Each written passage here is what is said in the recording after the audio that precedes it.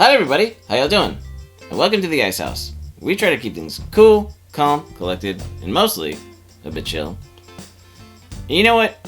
It's kind of ironic because this week has been, well, not just week, but the last couple weeks have been a lot more difficult to stay chill on because there's just so much going on in the parasocial network and the social media and the YouTube.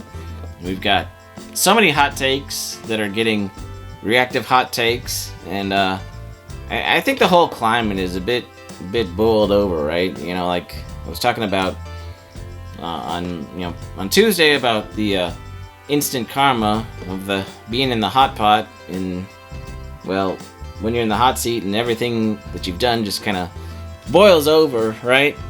I think we've been seeing so much of that, and I know. Politically since November, all the meltdowns, and then, TikTok was gone, and then it's back again, and now we have, well, the inauguration and everything that's been happening since then, right? Like everybody's very frustrated and emotional, and going to the online. So whether it's the gamer stuff or the political stuff, it's just. I don't know, maybe it's, and since we're all stuck cold and indoors, we gotta stay warm somehow, and what's the best way to stay warm than creating friction, right? Whether it's, rubbing two sticks together, or going online and, just running around like a bunch of, sandpaper, right? Just stirring up and scraping everything, cause, well, yeah. Which brings me to today's topic, right? Because, well, I already talked about, like, on Tuesday I talked about the boiling over, and, I guess yesterday, I was talking about the importance of checking the expiration date. And I think that not only applies to, the food and the quality of ingredients that you put inside your mouth to digest, because your body needs good energy.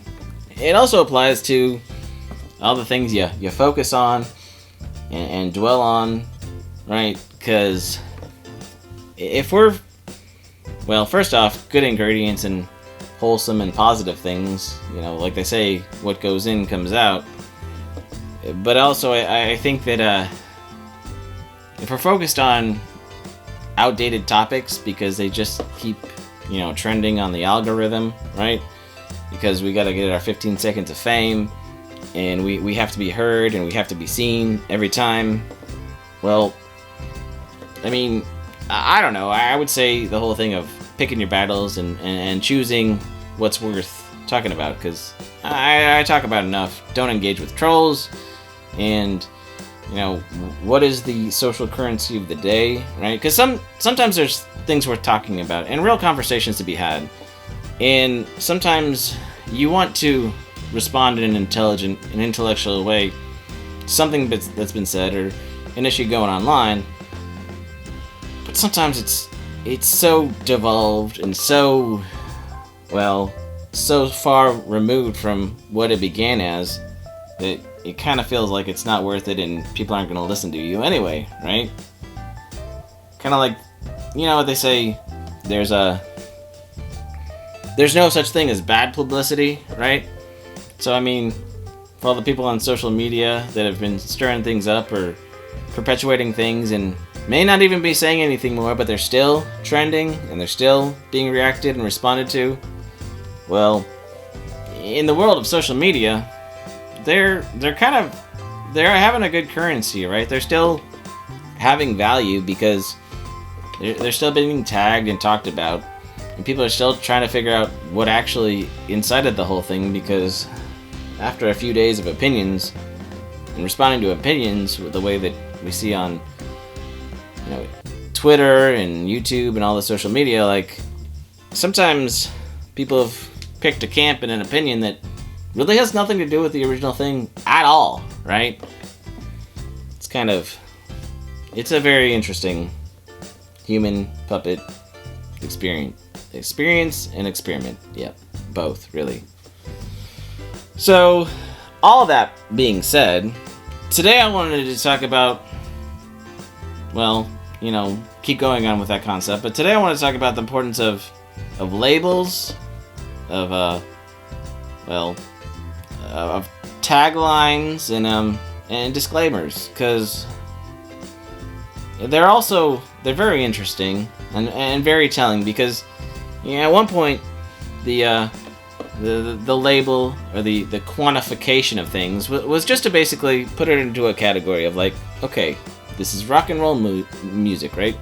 So it's not country, it's not classical, so you kind of have an idea going into what to expect, right? And setting an expectation is important, but I think that whole idea and concept has been, well, morphed over time, because so many times the label or the tagline, or even the disclaimer says, it seems like it's really just trying to get ahead of the whole situation and try to set your filters in a way, right?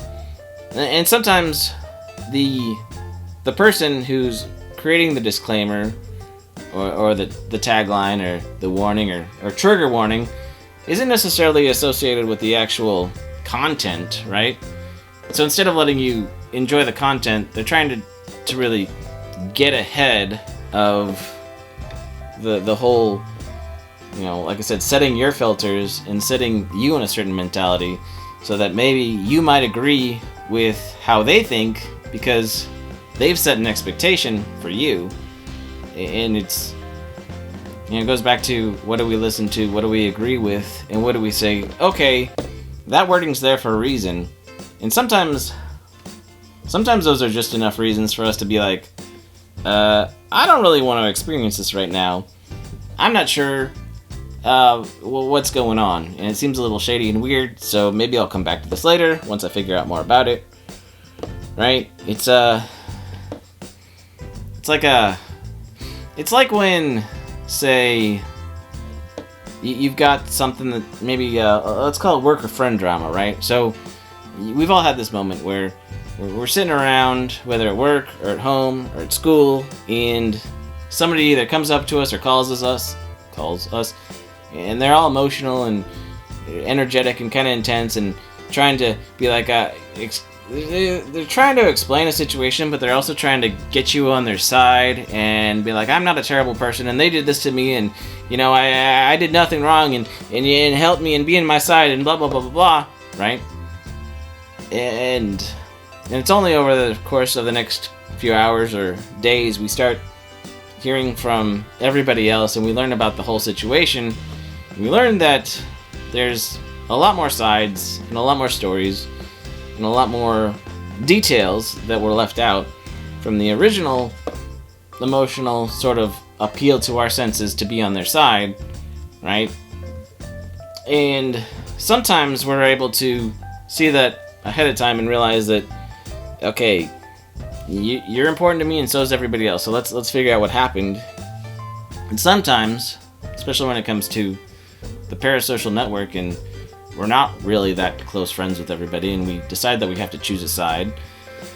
But sometimes we double down in a camp because it's what we chose, or our friends are here, and so therefore we have to be against everybody else in their opinion and their side, and it devolves terribly, right?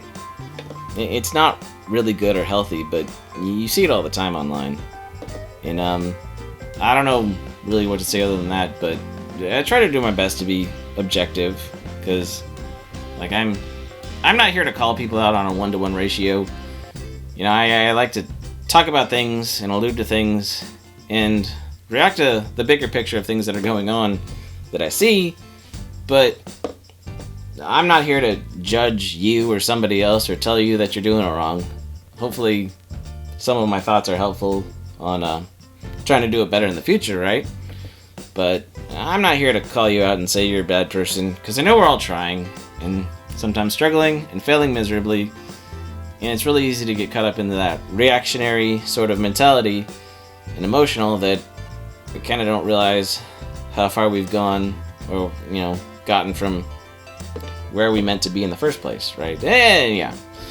But like I said, this whole thing of getting in front and filtering things out, one of the things I meant to mention earlier is it's kind of the same way that when there's a, say there's a business and they have a slogan, right? And they say, well, we care about people, or we play by the rules, or we value the importance of something, right?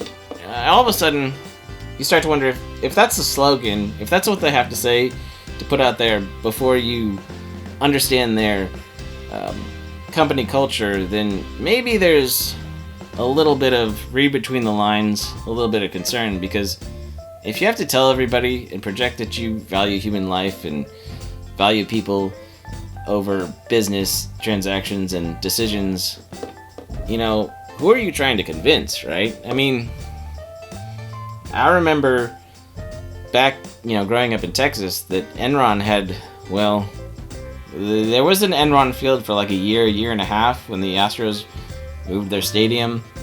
And then all of a sudden, there was a bid, and it was Minute Maid Park. I mean, it had been Minute Maid Park for a long time up until, I mean, just recently, right?